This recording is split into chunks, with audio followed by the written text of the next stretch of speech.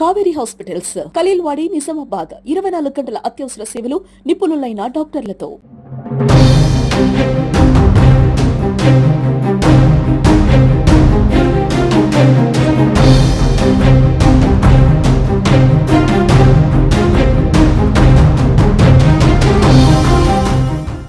ముప్పై సంవత్సరాల నుంచి ఇక్కడ ఆటో డ్రైవర్లు ఆటో నడిపిస్తూ నిజామాబాద్లో జీవనోపాధి లేకుండా ఆటోలు నడిపిస్తున్నారు.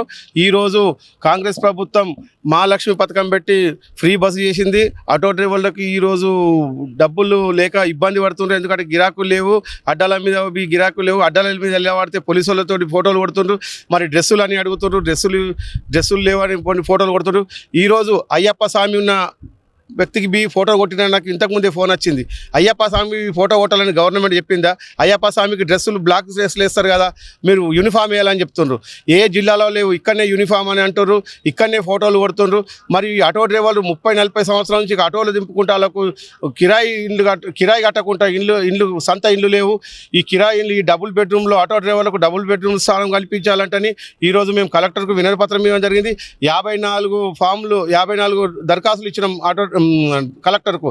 వెంటనే ఈ డబుల్ బెడ్రూమ్లు మాకు మంజూరు చేసి ఆటో డ్రైవర్ని ఆదుకోవాలని, లేకుంటే డబుల్ బెడ్రూమ్ లేకుండా కానీ ఇలా గవర్నమెంట్ స్థలం చూపించి మాకు ఈ 5 లక్షల లోన్ ఇచ్చి ఇల్లు కట్టియాలంటని మేము ఆటో డ్రైవర్ ఆర్ఎస్పీ పార్టీగా డిమాండ్ చేస్తున్నాం.